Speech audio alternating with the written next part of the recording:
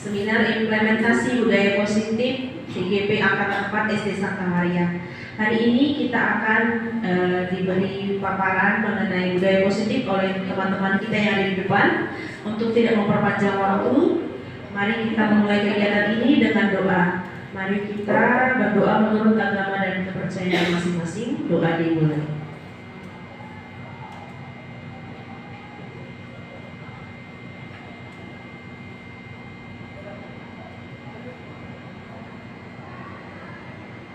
Doa selesai. Baik, sekarang waktu kami berikan kepada pemateri untuk mulai memaparkan mengenai implementasi budaya positif. Waktu dan tempat kami persilakan. Baik, terima kasih buat kesempatan yang diberikan sama saya, Bu Astri. Sebelumnya saya menyapa teman-teman dulu ya. Selamat pagi teman-teman semua. Selamat pagi. Baik, hari ini izinkan saya untuk mempresentasikan tentang budaya positif.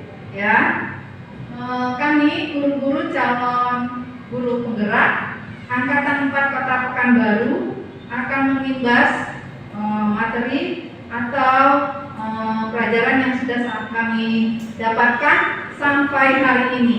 Ya, kami masih belajar modul 1.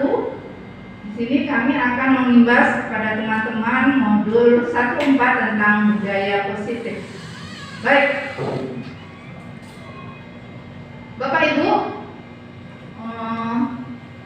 saya mau bertanya, apakah Bapak Ibu pernah mendengar tentang budaya positif atau kata-kata budaya positif?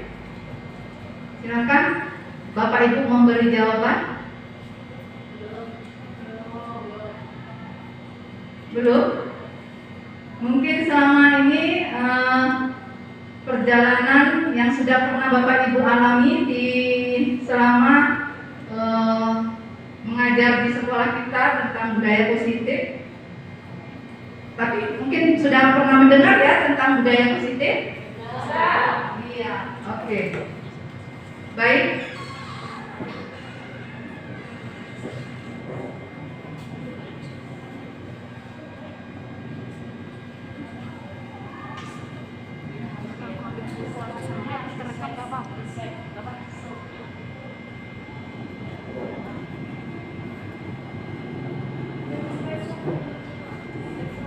Dari saya sendiri, Ibu Vera, kemudian Ibu Sri, Ibu Marwis, Ibu Katarina. Baik, budaya positif ini berkaitan di sini ada hubungannya dengan ekosistem pendidikan, ya. Dalam ekosistem pendidikan, Bapak Pendidikan kita Ki Hajar Dewantara mengatakan bahwa kita sebagai seorang petani, ya, kita guru-guru itu sebagai seorang petani yang hanya dapat memperbaiki kondisi tanah, ya, memperbaiki kondisi tanah, memelihara tanaman padi, memberi pupuk dan air, serta membasmi ulat-ulat atau jamur-jamur yang mengganggu hidup tanaman dan sebagainya. Pendidikan di sini itu adalah kita umpamakan sebagai tumbuh-tumbuhan, ya, di mana kita sebagai seorang pendidik, ya, bagaimana supaya pendidikan itu dapat menghasilkan murid yang berkarakter profil pelajar Pancasila, ya, oke, sehingga murid di sini akan tumbuh berkarakter baik, ya, memiliki budaya positif yang baik, ya. Jadi di sini kita utamakan kita seorang guru adalah seorang petani, sedangkan pendidikan itu adalah umpama sebuah tumbuh-tumbuhan. Oke, selanjutnya. Nah, saya akan melakukan sebuah kegiatan atau permainan, ya.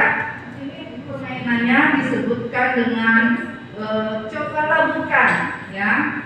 Ini kita akan membuat kegiatan, ya, tentang yang berkaitan dengan budaya positif. Saya akan membagikan kertas di sini ya. Silakan Bapak dan Ibu menuliskan, kalau misalnya tidak ada pena, Bapak menuliskan di sebuah kertas itu sesuatu yang sangat-sangat berharga, sesuatu yang sangat-sangat berharga yang orang lain tidak boleh mengambilnya. Nanti saya akan memasangkan Bapak dan Ibu untuk saling berhadapan ya, dua orang ya. Menuliskan sesuatu yang berharga, entah itu berupa barang ataupun pokoknya yang paling berharga yang seseorang tidak boleh mengambilnya. Oke. Atau terserah yang dituliskan kalau misalnya. Pokoknya dituliskan satu saja yang paling berharga ya Bapak Ibu.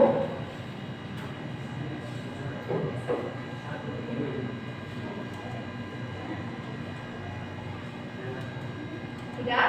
Nah, kalau Bapak Ibu sudah menuliskan sesuatu yang berharga di kertas tersebut, Ibu genggam, Bapak Ibu genggam kuat-kuat. Bapak Ibu genggam kuat-kuat. Silakan saling berhadapan Bapak Ibu, saling berhadapan dua-dua. Nah, di sini saya akan minta bantuan Bapak Ibu. Gantian, satu orang memegang erat tangannya. Dua-dua tetap memegang erat kertasnya, dua-dua tetap. Nah, gantian. Yang pertama memaksa temannya yang satu untuk mengambil apa yang mereka pegang. Boleh Pak Juk sama Bu Pun memaksa Bu Ami dan Bu Jasinta memaksa untuk mengambil. Bagaimana caranya? Boleh berupa bujukan, rayuan, entah itu dia imbalan, memberikan imbalan sampai dapat. Ayo. Bagus. Oke, Ibu Juliana sudah berhasil.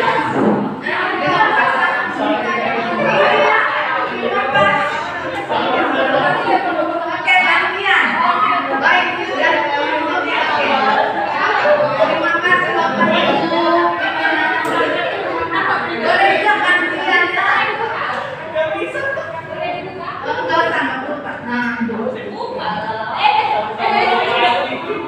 baik, terima kasih. Ya, terima kasih. Oke, baik. Itu hanya sekilas. Berarti di sini kita, ya. Ternyata ada yang dapat, ada yang tidak dapat ya. Oke, dari kegiatan yang kita lakukan ini, menurut Bapak Ibu, apa yang kita pelajari? Apa? Dari yang kegiatan ini, menurut Ibu, apa yang kita pelajari? Apa yang kita dapat? Berusaha keras. Berusaha keras. Berusaha keras. Iya, ada lagi? Mempertahankan. Mempertahankan. Kita. Oke, iya. Ternyata orang itu bisa dipaksa, bisa juga tidak ya. Jadi di sini kan ada tadi yang dapat, ada juga yang tidak dapat ya. Jadi di sini budaya positif ini kita melihat bahwa seseorang itu tidak bisa dipaksakan. Misalnya kita mempunyai keyakinan kalau sesuatu itu tidak bisa dipaksakan ya. Bapak Ibu, selama ini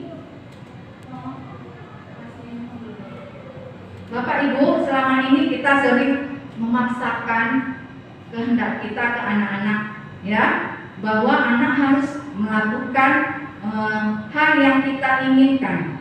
Padahal setiap manusia itu punya keinginannya sendiri ya. Di sini kita sebagai guru itu adalah sebuah ilusi bahwa bagi guru untuk mengontrol murid-murid kita ya.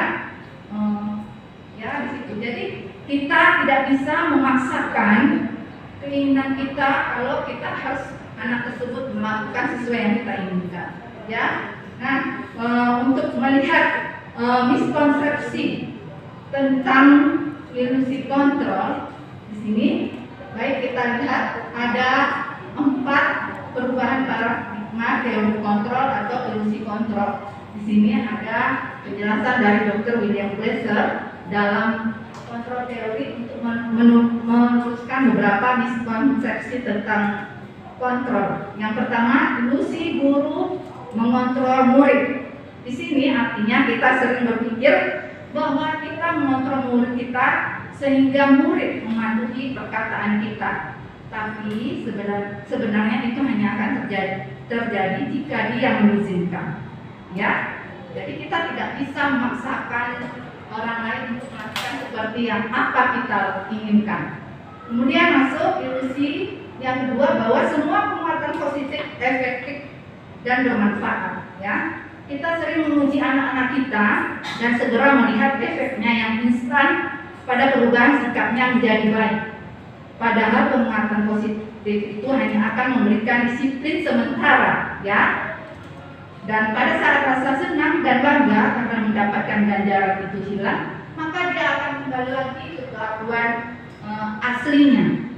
Kemudian ilusi bahwa kritik dan membuat orang merasa bersalah dapat menguatkan karakter.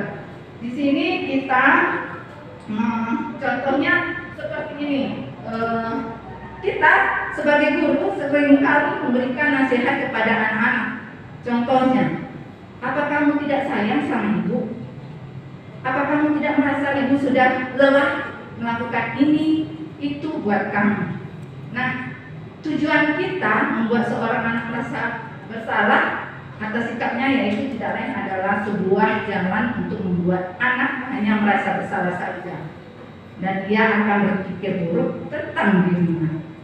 Kemudian ilusi berikutnya, bahwa orang dewasa memiliki hak untuk memaksa. Pemaksaan itu hanya akan menghasilkan kepatuhan semu, ya Bapak Ibu, dan itu hanya akan membuat dampak yang menyakitkan, ya.